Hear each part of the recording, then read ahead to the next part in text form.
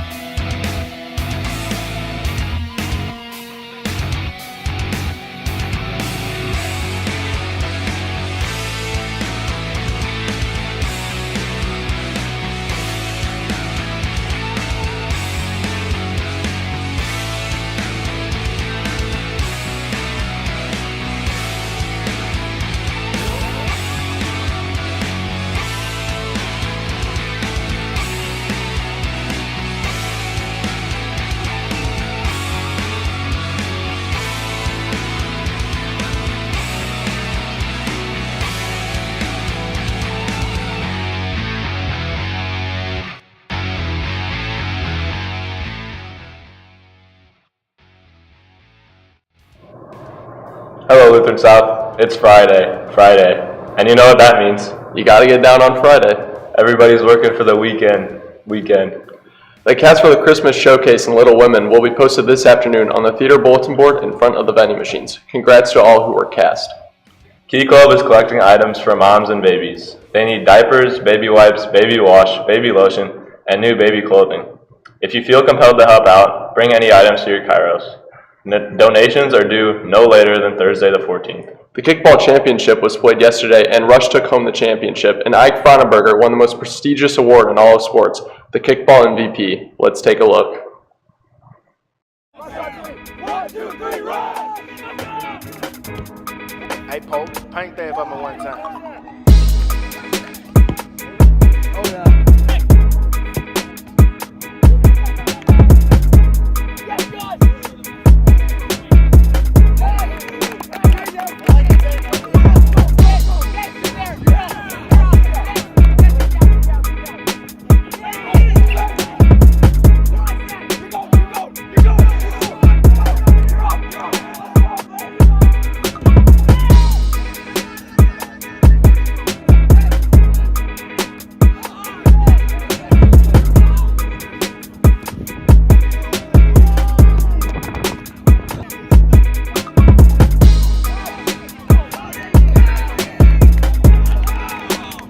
I'm being the honorary first base umpire.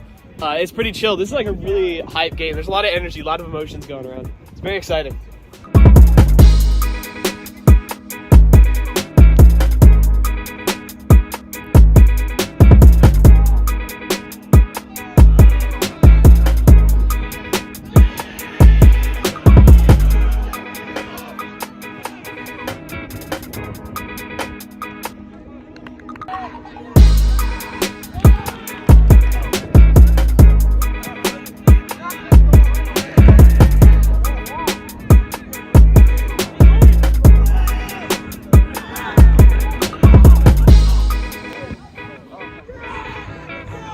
This is a riveting championship game. Best of all time.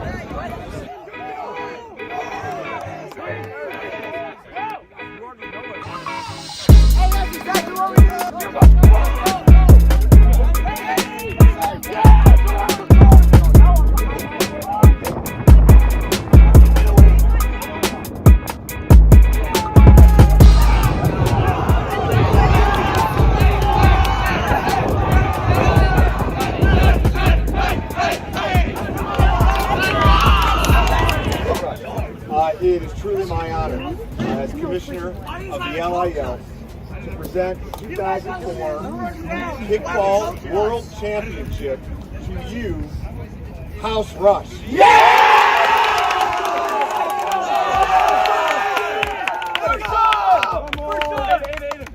Now, one more special presentation.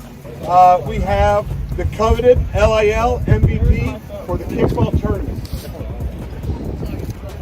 The line that people who won this trophy are are some of the greatest athletes that have ever played this game. And today, into that Hall of Fame, to the annals of history of great kickball players, is Zach Cronenberg. Oh yeah!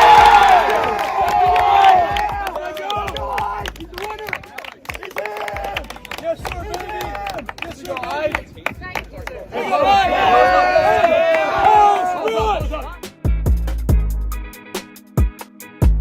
Alright, I'm Dean Craigmeyer, and I'm here with Sean Westcoat, Ike Cronenberger, Aiden Griner, Cole Stellhorn, Dean Craigmeyer, Gabby Wesco. Alright, this is the 2024 World Championship Kickball team right here.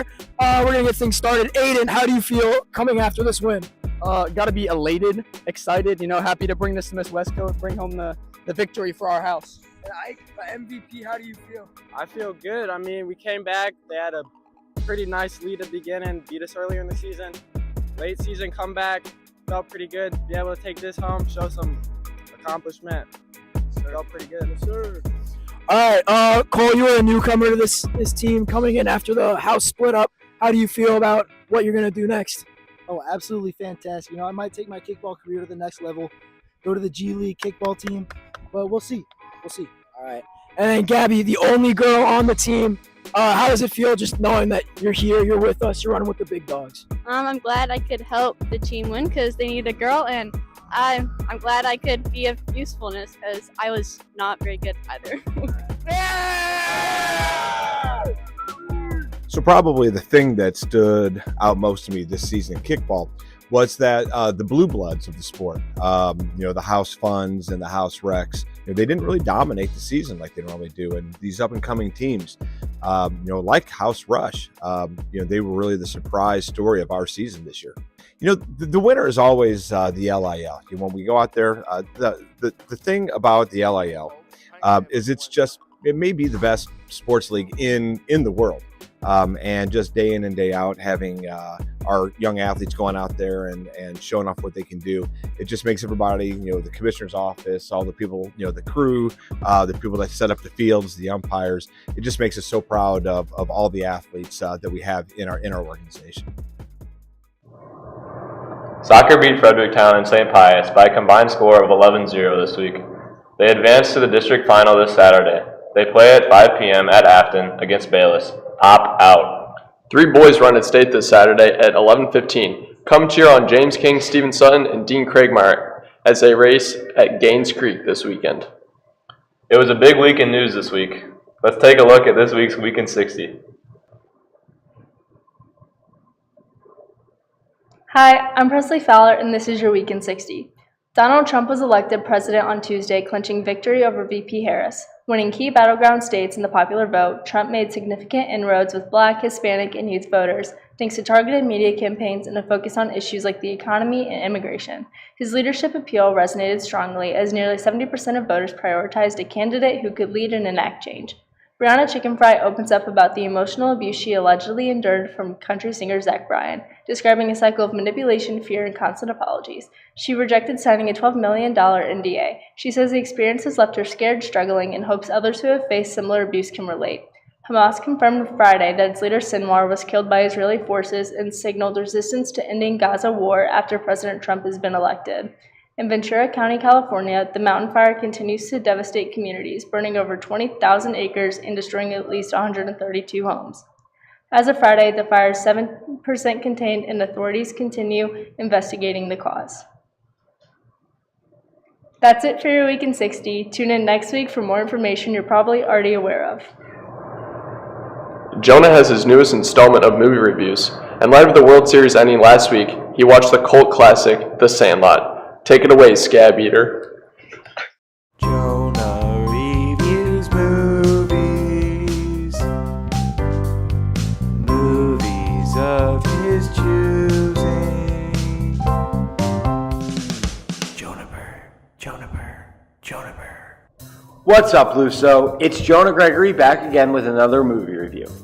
To celebrate the World Series, I decided to review The Sandlot, a 1993 coming-of-age film starring an ensemble cast, including Tom Geary as Scott Smalls, Patrick Renna as Hamilton Ham Porter, and Dave Vitar as Benny Rodriguez, and many others.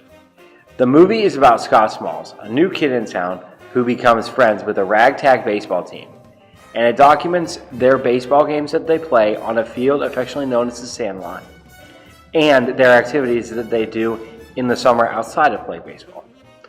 There are two main reasons why this movie really works. The first reason is because of the banter and chemistry between the kids. The kids insult each other and the teams they play, which creates some very classic lines, such as, "You're killing me, Smalls." This movie is one of the most quotable movies ever made, even if it was made over 30 years ago. The second reason that this movie really works is because of the genuine bond the kids share between themselves. When Smalls first gets to the neighborhood, the 8 kids who already live in the neighborhood are pretty content with their lives and just having 8 people to play baseball instead of the usual 9. So they are pretty hesitant when they let him join, especially because he is not very good at the beginning of the film. As the summer goes on though, they start to warm up to him and create a genuine bond. The best example of this bond is when Smalls hits his stepdad's baseball that was signed by Babe Ruth into a junkyard that is inhabited by a dog known as the Beast, that chews up any baseball that clears the fence. The reason this scene is a great demonstration of the bond that the kids share is because as soon as they realize what has just happened, they put their heads together and create many contraptions to try and retrieve the ball, with little success. Another great moment of friendship in this film is when they find out that the owner of the junkyard, Mr. Myrtle, played with Babe Ruth. So he gives them a ball signed by the whole 1927 Yankees roster, known as Murderer's Row. In exchange, the kids must come to talk baseball with him once a week, which will create memories that last a lifetime. The Sandlot is a classic film about the meaning of friendship and that family doesn't necessarily have to be blood related. I give The Sandlot a 4.5 out of 5 stars. Thank you for watching Jonah's Movie Reviews. And until next time, LuSo, stay locked in. That jingle's going to be stuck in my head all weekend. Before we go, let's get weird with some questions from Dalton. What's up? Who am I here with today? Jonah Glessner. All right. What's it? You guys can stop now. So, what is an item from a grocery store that you might get strange looks from the cashier for buying? Oh, a half gallon of milk. Half gallon of milk? All right, so I think that's probably a tie between any kind of animal organs. You know, like you barbecue, like animal organs, like, you know, like what, hearts, livers, kidneys. I think that's like, see, like the look on your face right there. Another one might be like alfalfa or something like that. Like those little grassy looking things. Like what do you even do with those things? So anyway, probably one of those. It's happened before. I favor a Southeast Asian delicacy called balut, which is baby duck boiled. All right. If you were to get banned from your local library, what would be the reason?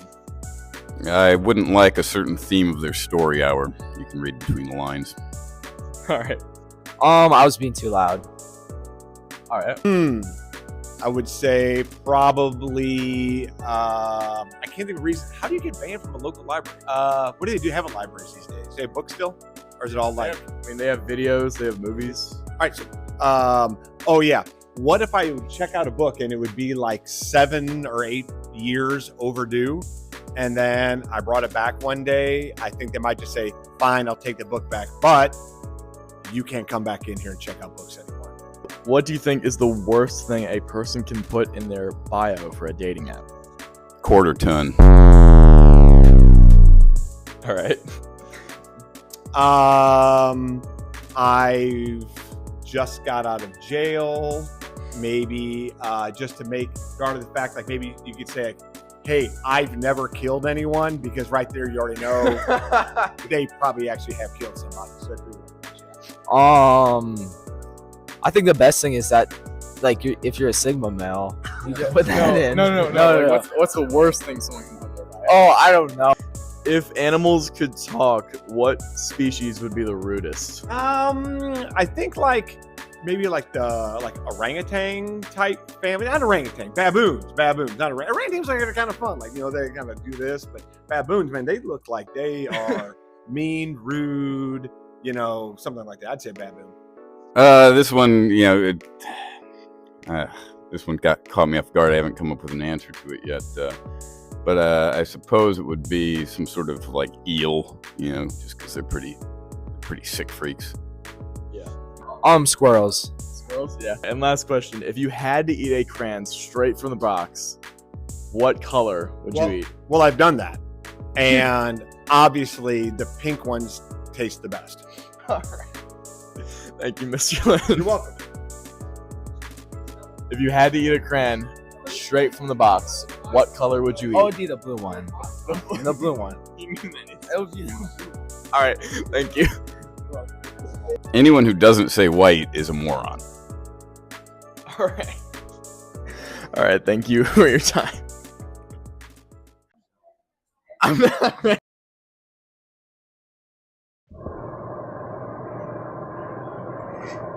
The purple crayon definitely tastes the best.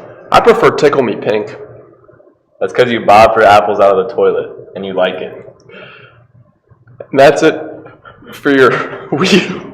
Don't have a so-so weekend. Have a LuSo weekend.